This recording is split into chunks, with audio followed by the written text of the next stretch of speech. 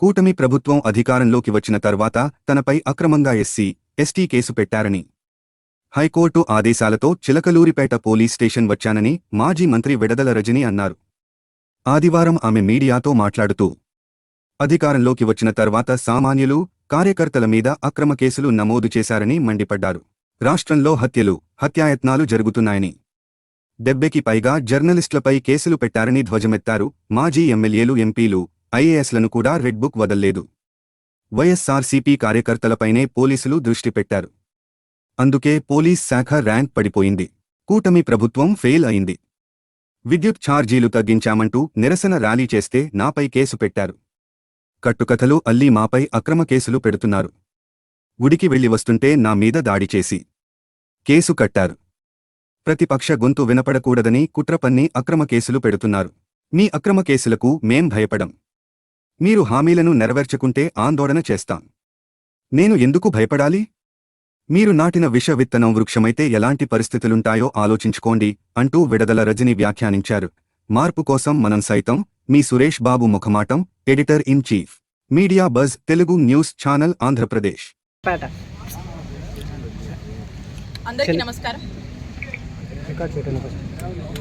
కూటమి ప్రభుత్వం అధికారంలోకి వచ్చాక నా మీద ఒక ఎస్సీ/ఎస్టీ కేసు నమోదు చేయడం జరిగింది.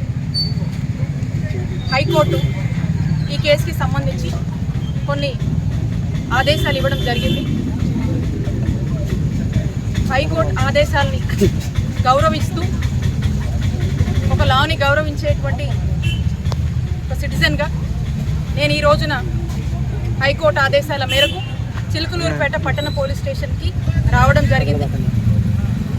మరి ఈ కేసుకి సంబంధించి కోర్టు కొన్ని నిబంధనలు విధించింది. ఈ కేసు గురించి, దీనికి సంబంధించినటువంటి కంటెంట్ గురించి నేను ఈ సందర్భంగా కామెంట్స్ చేయకూడదు. కాబట్టి ఈ కేసుకి సంబంధించి నేను ఎటువంటి కామెంట్స్ చేయట్లేదు.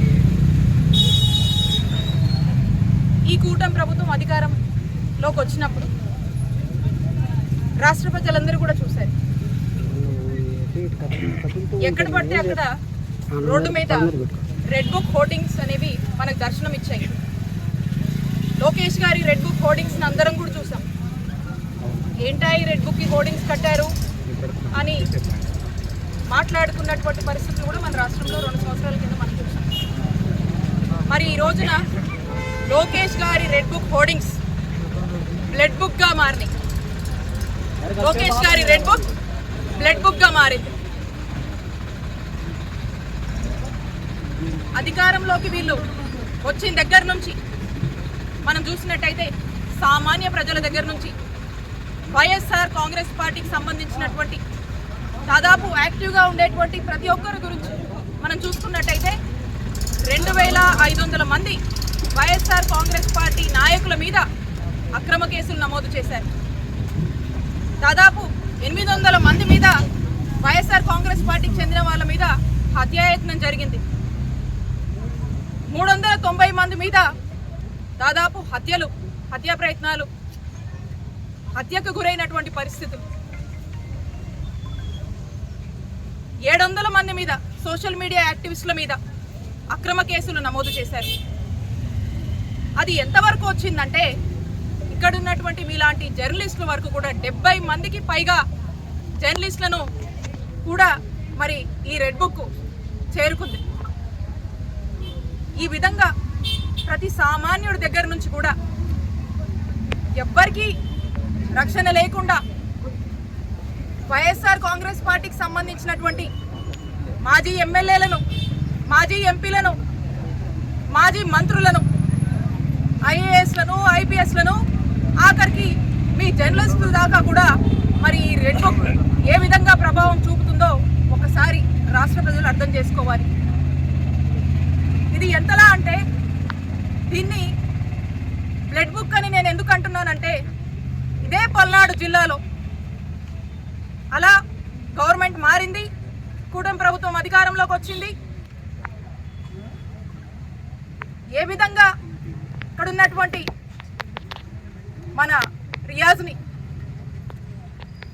ఏ విధంగా రషీద్ని ఏ విధంగా హత్య చేశారో మనం చూసాం. మందా సాల్మన్ గారిని ఏ విధంగా హత్య చేశారో మనం చూసాం. ఇలా చెప్పుకుంటూ పోతే ఈ జిల్లాలోనే చాలా ఉన్నాయి. గవర్నమెంట్ వీళ్ళు వచ్చిన దగ్గర నుంచి కూడా ఎంతసేపు వీళ్ళు పోలీసులకు అప్పగించినటువంటి రెస్పాన్సిబిలిటీస్, ఈ వైఎస్ఆర్ కాంగ్రెస్ పార్టీ వాళ్ళు ఎవరు యాక్టివ్గా ఉన్నారు, ఎప్పుడెప్పుడు దొరుకుతారు, ఎక్కడెక్కడ కార్యక్రమాల్లో యాక్టివ్ పార్టిసిపేట్ చేస్తున్నారు, ఏదో విధంగా వాళ్ళ మీద కేసులు పెట్టండి, అక్రమ కేసులు కట్టండి, అరెస్టులు చేయండి, జైలు పాలు చేయండి. ఇదే పోలీసులకు ఇచ్చినటువంటి టార్గెట్. అందుకే కేంద్ర ప్రభుత్వం ఇచ్చినటువంటి ర్యాంకింగ్స్లో ఈ పోలీస్ శాఖ 36వ స్థానానికి పడిపోయిందంటే ఇట్స్ అ ఫెయిల్యూర్ గవర్నమెంట్ అనేది అర్థమవుతా ఉంది. Never it was before in Andhra Pradesh. ఈ రోజున మీ శాఖ ఈ స్థాయికి దిగజారి ఇంత ఫెయిల్యూర్ ర్యాంకింగ్కి వెళ్ళిందంటే దానికి కారణం మీ రెడ్ బుక్, మీరు ఇంప్లిమెంట్ చేస్తున్నటువంటి రెడ్ బుక్కే. ఎందుకంటే సామాన్య ప్రజలకు న్యాయం చేసేది మీరు ఎప్పుడో పక్కన పెట్టేశారు.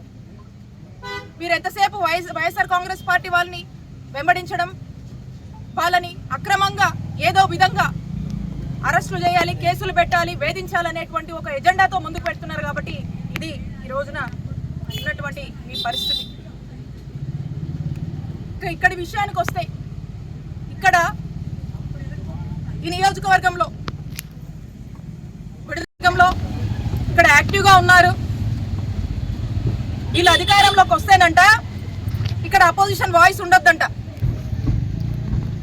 ప్రజల పక్షాన అపోజిషన్ పోరాడొద్దంట. ఏ గ్రామాల్లో కూడా వైఎస్ఆర్ కాంగ్రెస్ పార్టీ నాయకులు కార్యకర్తలు కూడా ఎటువంటి యాక్టివిటీ చేయడానికి వీల్లేదంట.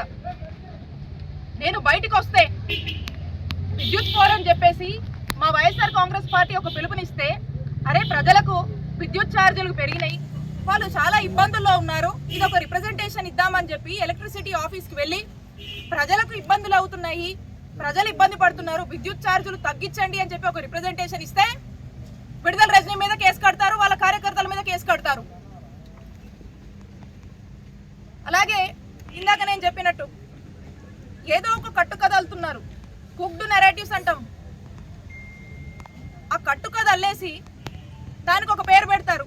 దాన్నే ఇందాక అనుకున్నటువంటి ఎస్సీ ఎస్టీ కేసు అనుకోవచ్చు, ఇంకో కట్టుకథకి ప్రాణం పోసి దాన్ని ఎఫ్ఐఆర్ కట్టి దాన్ని ఏసీబీ కేసు అంటారు, ఇంకో కట్టుకథకి ప్రాణం పోసి దాన్ని ఇంకో కేసు అంటారు.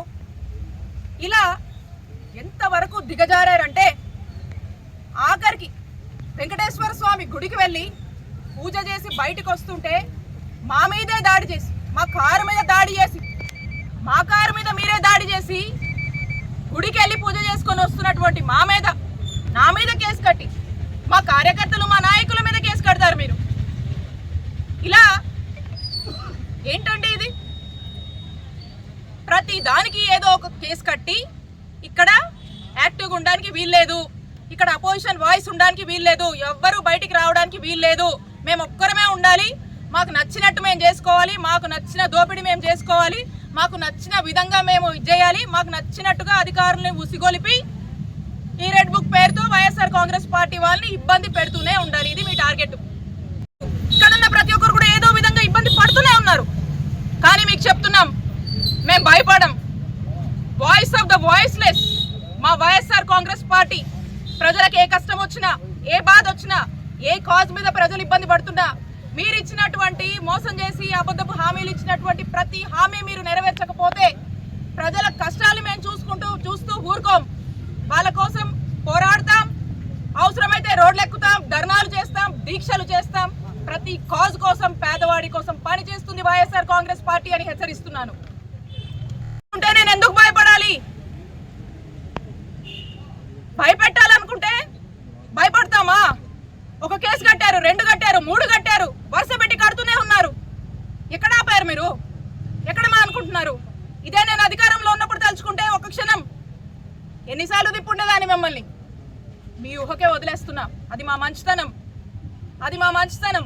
మేము ప్రజలకు న్యాయం చేయాలనుకున్నాం, ప్రజలకు మంచి చేయాలనుకున్నాం, ఏదున్నా ప్రజల్లోంచి తేల్చుకోవాలనుకున్నాం. మీలా కాదు, మేము అలా తలుచుకోలేదు, అలాంటి రాజకీయం మేము చేయలేదు. నేను ఇప్పుడు చెప్తా ఉన్నా, నా నిజాయితీయే నా బలం, నా నిజాయితీయే నా ధైర్యం, సత్యమేవ జయతే అని నేను నమ్ముతాను. కాబట్టి నేను చెప్తా ఉన్నాను, ఏదైతే అందరికీ తెలుసు, అందరూ నమ్ముతారు, మన పెద్దలు కూడా అంటూ ఉంటారు, ఏదైతే ఒక విత్తనం మనం నాటుతామో అదే ఒక చెట్టు అవుతుంది అనే ఒక నానుడుంది. మీరు ఏదైతే ఒక విష సంస్కారం, మీరు ఏదైతే దానికి మరి ఏదైతే నాటారో మరి ఆ విష సంస్కారం రేపు చెట్టు అయినప్పుడు దాని ఫలితాలు ఎలా ఉంటుందో మీ ఊహకే వదిలేస్తున్నాను. కాలం చాలా గొప్పది. మార్పు కోసం మనం సైతం. మీ Suresh Babu ముఖమాటం, editor in chief, media buzz Telugu news channel, Andhra Pradesh.